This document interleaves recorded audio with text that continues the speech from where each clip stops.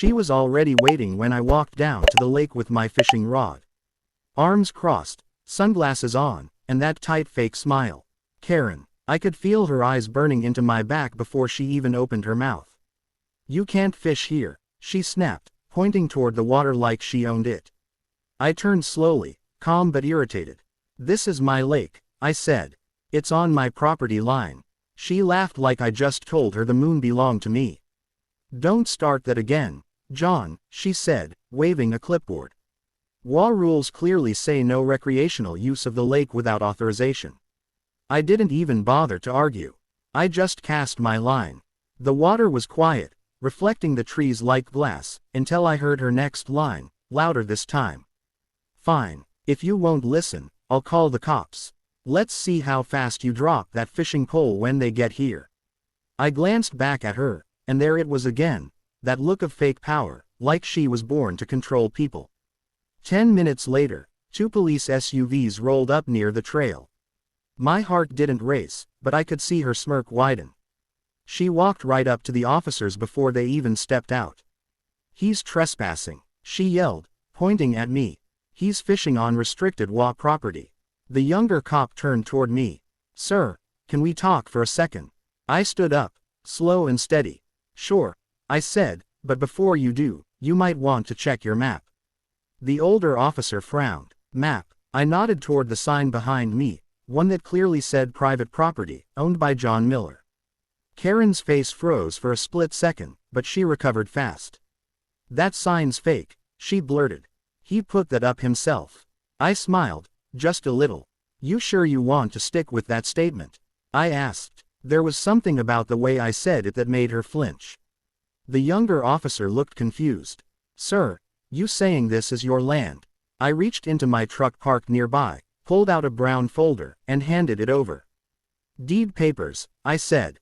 Originals. You can read the owner's name yourself. The older cop opened it, scanning the lines, then looked back at her.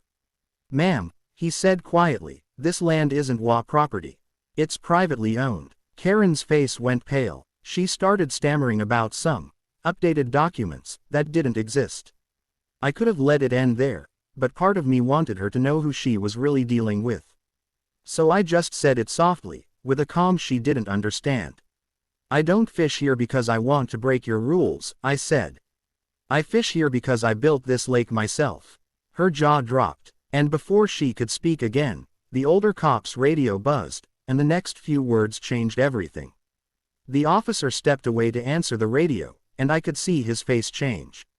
His tone dropped. He looked at me, then back at Karen. Ma'am, he said carefully, you might want to hold on a second.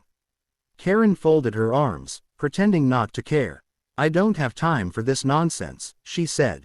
People like him think they can just. People like what, Karen? I cut in, my voice calm but sharp. She stopped mid-sentence. The officer came back over, lowering his voice. Sir, I just got confirmation from county records, he said. You're listed as the original land developer for this area. Karen blinked. That can't be right, she shouted. This community belongs to the HOA. I shook my head. Actually, the HOA lease ended 2 years ago. You're standing on land I never renewed.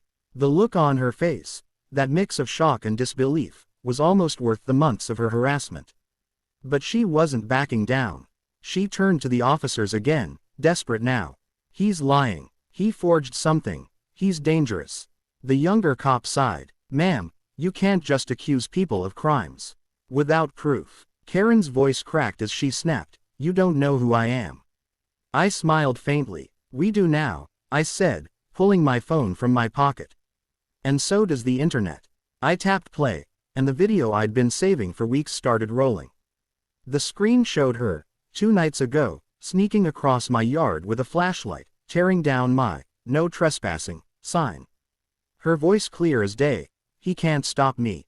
I run this place. The officer's eyes widened. Karen lunged toward me, trying to grab the phone, but the older cop stepped between us.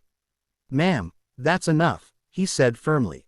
You're trespassing, and this looks like vandalism. But she wasn't done. You think he's some innocent fisherman. She hissed. You have no idea who he really is. The older cop turned toward me. She's not entirely wrong, Is she? He asked quietly. I paused, meeting his eyes. No, I said, she's not. Karen smirked like she'd just caught me. See, he admits it. I looked right at her. I'm not just a land developer, I said slowly. I used to work with the county sheriff's department, the same one you just lied to. Karen's smile vanished. The air went cold. The younger cop's radio crackled again. Dispatch, confirm, is that John Miller, former deputy director? And when the voice on the other end answered, affirmative, every ounce of fake authority drained from her face. Karen took a shaky step back, her confidence crumbling fast. This is ridiculous, she muttered. You're all in on this, aren't you? The younger officer folded his arms, his patience gone. Ma'am, you called us for a trespass complaint, and it turns out you're the one trespassing. You need to calm down. But she couldn't. Her voice rose higher, almost shrill. He's manipulating you. He's dangerous. He's using his old badge to scare me. I stayed quiet. Let her dig her own hole. The older cop glanced at me. Mr. Miller, would you like to press charges for vandalism or trespassing? Karen's head snapped toward me, panic flooding her face. You wouldn't dare, she hissed. I'm the HOA president. I looked her dead in the eye. Not anymore, I said. The HOA expired when your group failed to renew the legal charter. I gave you 6 months' notice, remember? Her lips trembled. That was a mistake in the paperwork, she tried to say, but her voice was breaking apart. I reached into my truck again, pulling out another folder, this one thicker, heavier. This is every fake notice you ever sent to my neighbors, I said. All signed by you, all illegal. I handed it to the officer. You've been impersonating a legal entity for months. You even fined a veteran down the street for flying his flag. The older cop's jaw tightened. That's a federal issue, he said, his tone serious now. Karen froze. You can't do this, she whispered.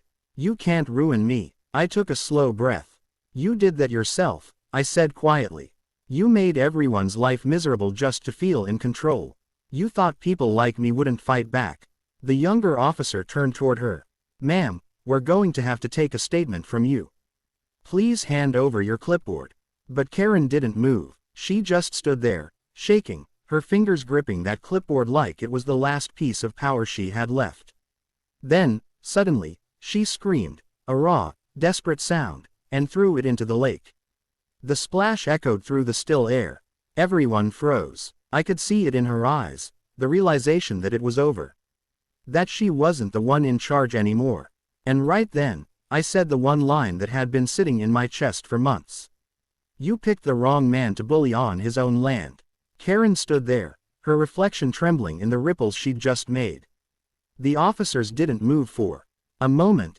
Even they seemed stunned by her outburst. Then the older one sighed and spoke softly but firmly, Ma'am, you're coming with us. He reached for her arm, but she jerked away, voice shaking.